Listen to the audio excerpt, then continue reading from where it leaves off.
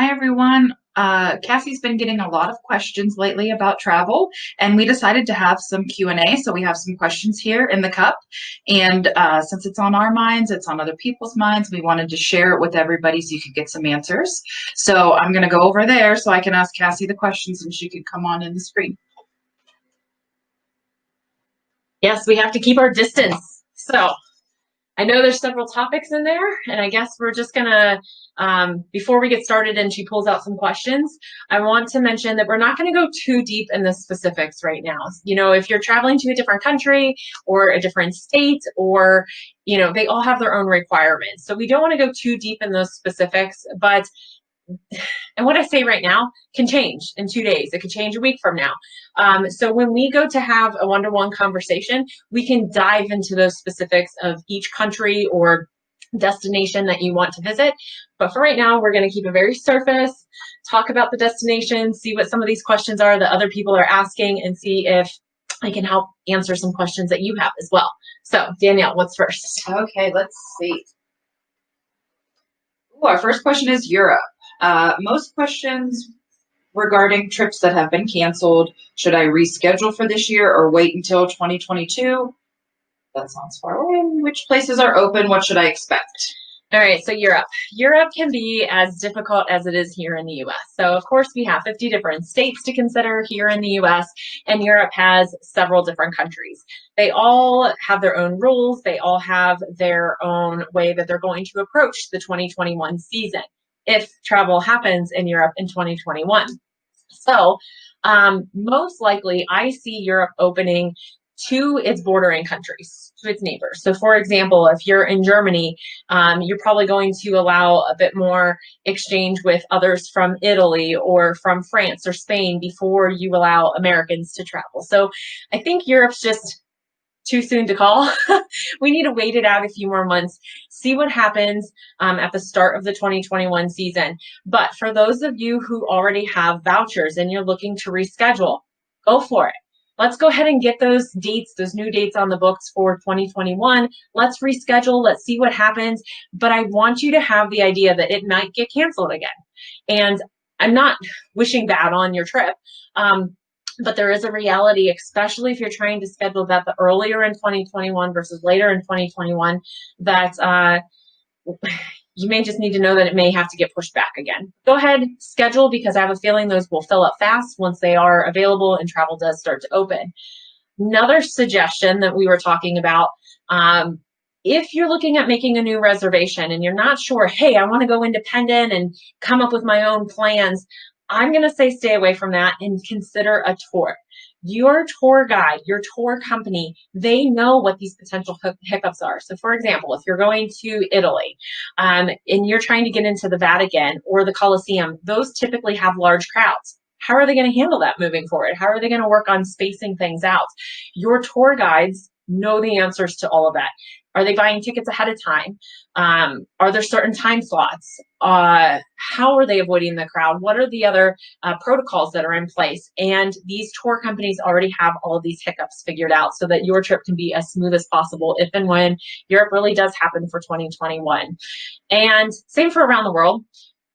Same if you're trying to go on a safari to Africa or visit Australia or China. or China. So basically, when we talk about Europe, we're talking about destinations just beyond, you know, this hemisphere. So, okay, what's another question? Okay. Next, all-inclusives. We have been getting a variety of questions regarding all-inclusives. I'm seeing pictures of people traveling. Where are they going? What is open? What are the requirements? All-inclusives. This is a fun one. So depending on the destinations, I mean, most of the all-inclusives are in the Caribbean. We think of the big three, which would be Cancun, the Riviera Maya area, Punta Cana, and Jamaica, okay? Out of those big three, and now there's other destinations such as St. Lucia or Antigua, Aruba, even Costa Rica that has all-inclusives. So all of these destinations may have different COVID requirements.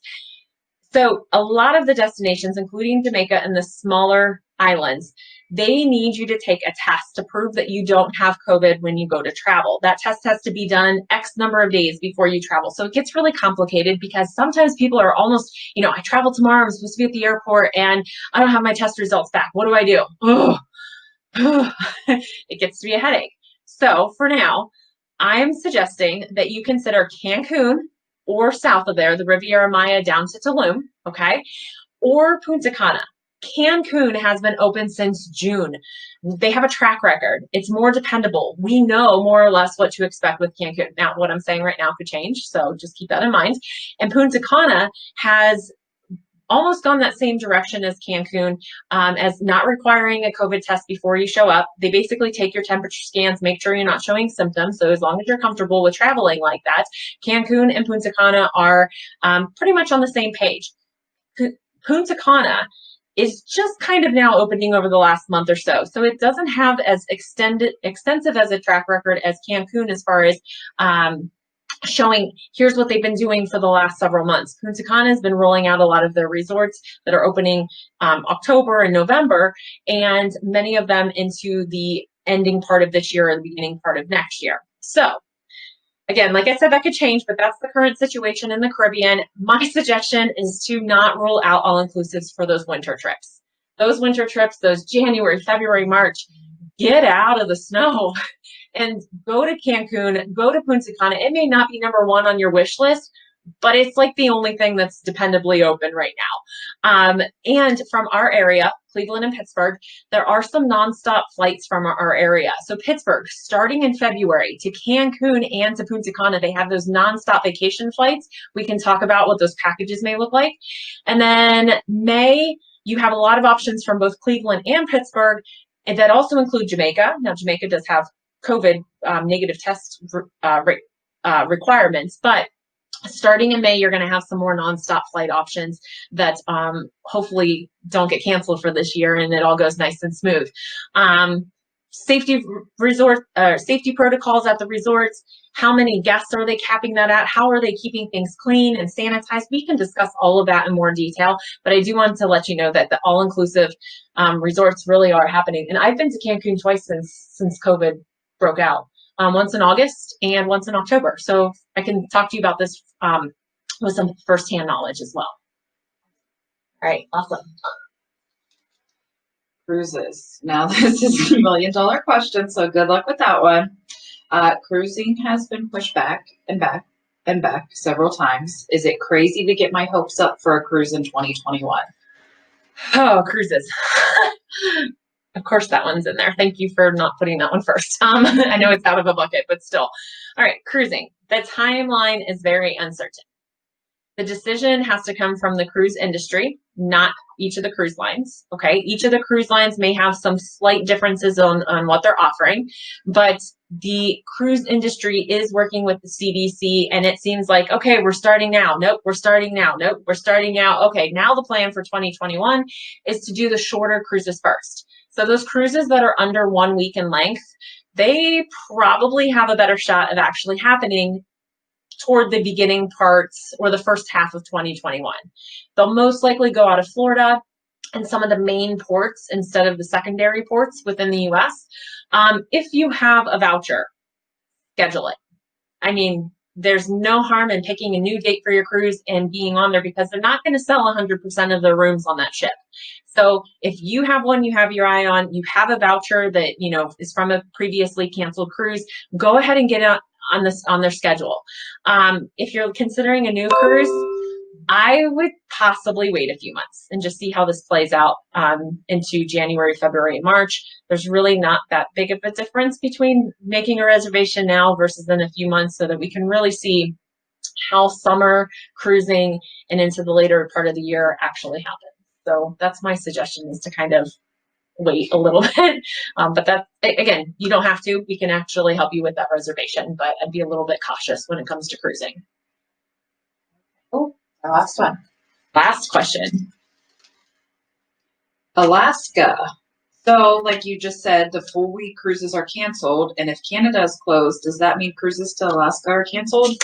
Are there other options? Like, can I just show up in Anchorage and take a vacation? You need to show up in Anchorage. Okay, so Alaska, I am pretty optimistic about Alaska. This is probably one of my favorite personal destinations to visit. Now, cruising is an issue.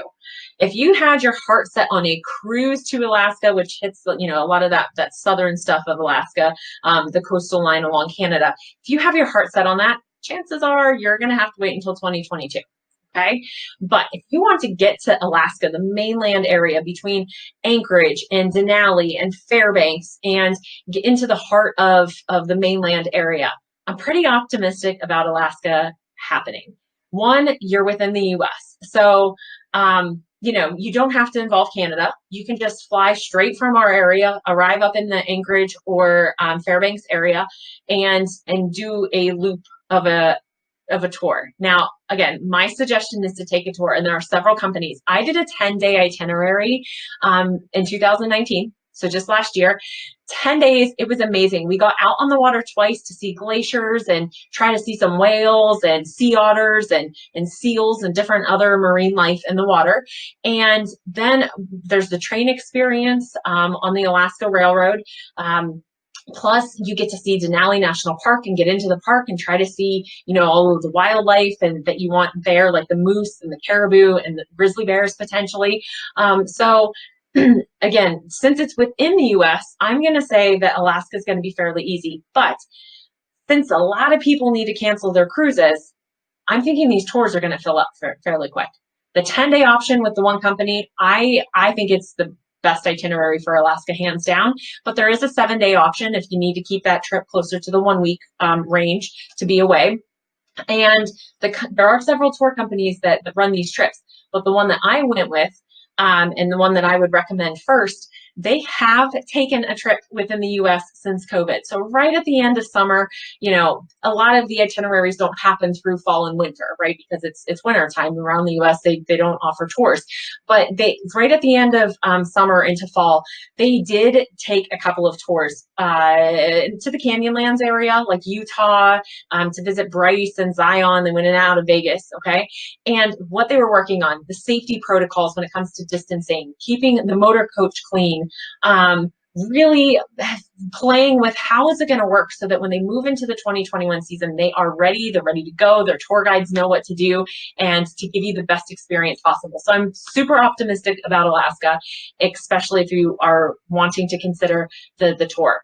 One other thought is you can then in 2022 hit those ports along that the cruises would do, and you can always go back in a future year and do a 7-night cruise just to hit like Juneau and Skagway and Ketchikan and those type of areas as well on the cruise ship that you would not see on the tour when you're up in the mainland Alaska.